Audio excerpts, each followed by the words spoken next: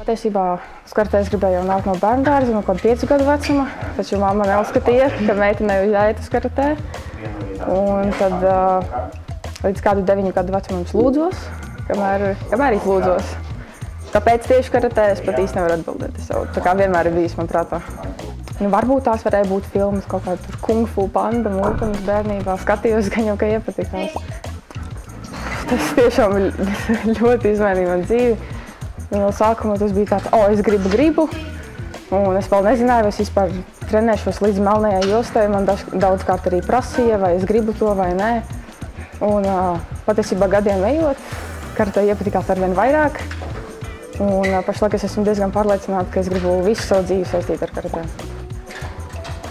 Patiesībā gan zināšanas, kā sevi aizstāvēt, fiziskās sagatavotības zināšanas, pavisam noteikti arī zināšanas par traumām, kā kopt ķermeni.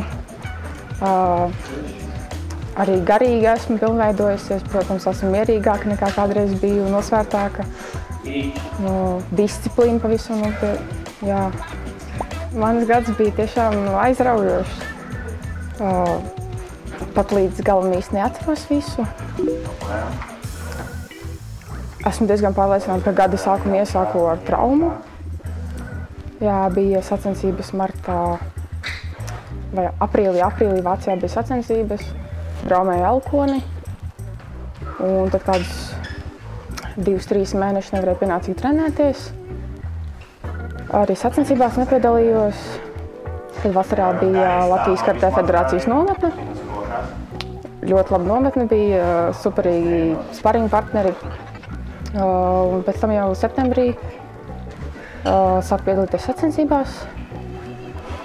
Un papildus traumas vēl nesen traumēju potīti, vēlreiz elkoni. Tā.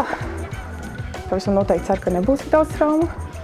Varēšu pienācīgi trenēties, piedalīties sacensībās un augstākiem rezultātiem nekā pašlaik ir.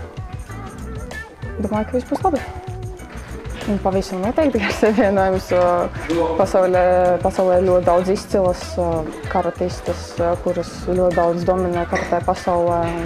Es domāju, ka pavisam noteikti ir. Man liekas, ka meitenēm tāda lielākā problēma būtu bail nevis tas, ka tevi sitīs, bet ka tu sitīs kādu citu. Es esmu vismaz to novērojis, ka meitenēm tieši ir bail sist savu pretinieku, nevis to, ka viņas dabūs pa sevi. Tā kā es domāju, ka pavisam noteikti meitenes var nākt uz karatē. Un mums ir patiesībā ļoti daudz meitenes klubā, kas trenējās. Puiši respektē meitenes, meitenē respektē puišus, tāpēc es neredzu problēmu.